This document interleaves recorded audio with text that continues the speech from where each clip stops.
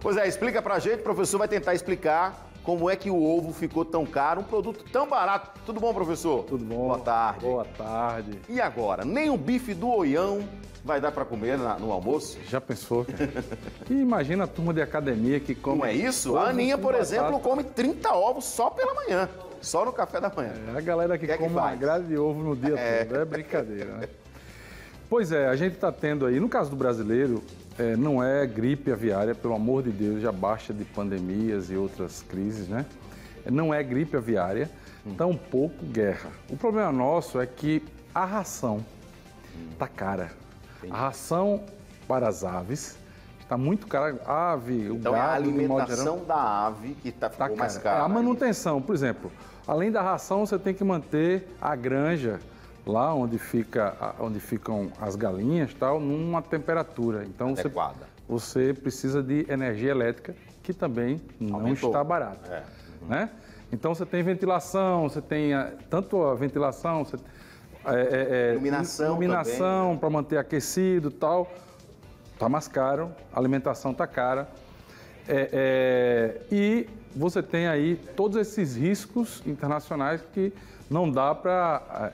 o ovo ele é matéria-prima para uma série de alimentos, alguns dos quais também entram em pauta de exportação. Sim. E você termina pressionando de tudo pressionou para o ovo aumentar. E assim, essa medição é do ano inteiro, então não foi só agora no mês de janeiro. Não é só o mês de janeiro, mas é uma inflação que já vem se arrastando e tudo indica por essas variáveis que estão mostrando, a gente não vai ter a nossa bandeja do ovo por R$10, como era alguns anos atrás, né? O ovo passando na sua rua, R$10, né? Vamos para a pergunta aqui, a primeira pergunta aqui no nosso Explica Pra Gente com o professor Francisco Rosário.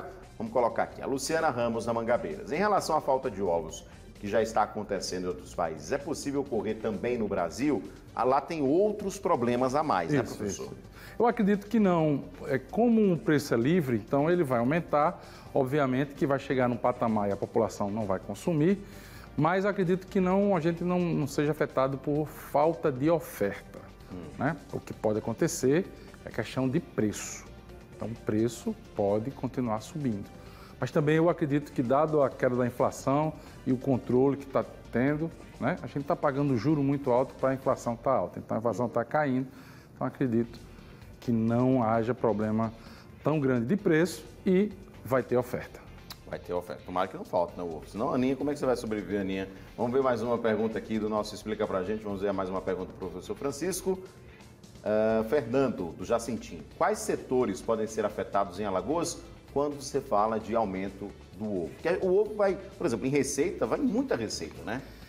Pois Fechada, é. Uma coisa que a gente, de modo geral, dado esses problemas de economia que a gente vem arrastando aí nos últimos anos, você vê um crescimento de alguns pequenos negócios de alimentação. Sim. Aí, realmente, esse pessoal pode ter problema, porque... Fábrica de bolo, né? Estava pensando nisso agora. O problema não é só... Ele não vai conseguir repassar preço. A clientela desses pequenos negócios tem o seu orçamento muito já comprometido, muito enxuto. Se repassar preço... E aí ele não vai vender. Então, talvez esses setores assim, de alimentação, que processa a alimentação, né?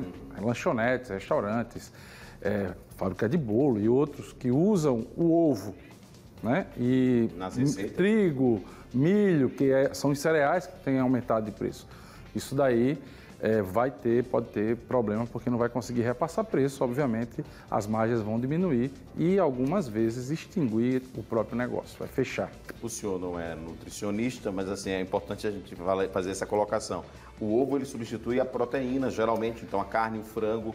Então, se você não consegue comer o ovo, o que é que vai comer? Só folha não dá, né? Ainda tem isso, quer dizer, o ovo é a proteína mais barata que a gente... Ou era, né? Exato. Saudável, né? Você tem outras proteínas compostas aí com soja e tal, que a gente acha no supermercado. Mas o ovo é a proteína pura, mais saudável e com melhor preço. A gente agora está vendo essa pressão inflacionária chegando E algo pode ser feito, por exemplo, pelo governo para tentar reduzir isso, não porque o preço é livre? Exato. O preço é livre, a gente não tem política, não tem nem como, porque se fosse a carne do frango que você congela, tudo bem. O ovo brasileiro come muito in natura, né? Sim. Lá fora você tem ovo em caixa, que você tem aquele ovo que você faz e tal, e a gente não tem essa prática alguma, e não dá para estocar, isso que eu quero dizer, né? Não dá para estocar. Então, não tem muito o que fazer. É esperar que as configurações do ambiente melhorem. Dos astros também melhorem, para que melhore a nossa situação. Tá certo, professor. Então vamos ver o que a gente vai fazer, né? A receita sem ovo, né? Sem ovo é difícil, né? Difícil, é complicado. Mas bota aquela história, né? Você comia uma caixa, uma grade, você reduz a metade. É verdade. Já é alguma coisa. Já reduz, exatamente. Professor, mais dicas no Instagram também. Chico Rosário. Inclusive, eu estou colocando outros vídeos e focando na questão do empreendedorismo, dos novos pequenos negócios. Então tá lá, coloquei um vídeo ontem.